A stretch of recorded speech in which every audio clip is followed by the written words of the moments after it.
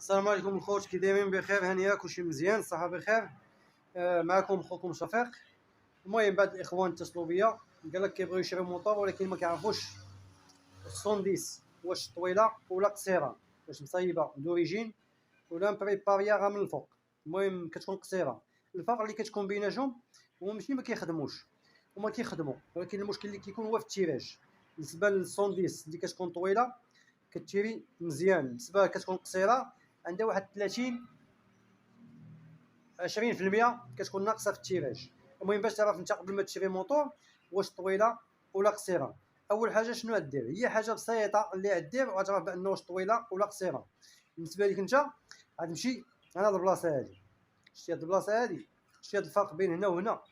هذا هو البولون ديال الطوندور ديال لاشين، راه كتكون على يدك ديال اليسار. هذا هو الطوندور ديال لاشين، كتكون الطوندور من الداخل. هاد الفرق بين هنا وهنا هما هذا. غتشوف انت غير هذا الفرق هذا، شتي هذا الفرق هذا؟ هذا الفرق هذا بالنسبه انا كندير يدي بحال هكا، راه داخل يدي كيجي هو هذا. اذا بحال هذا راه كاين واحد السنتيم بين هذه وهذه، سنتيم، ولكن هذه راه طويله. هذه بالنسبه سنتيم كتكون طويله، اللي كتكون واحد الفرق فيه سنتيم هنا كتكون طويله.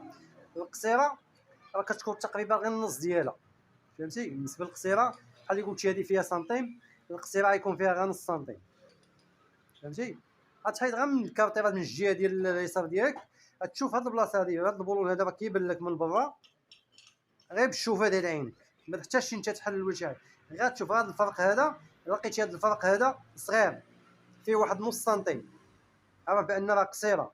الا كان فيها سنتيم عرف بان راه طويله، راه دوريجين، راه فيها الفيبوكان طويل والسيلندر طويل.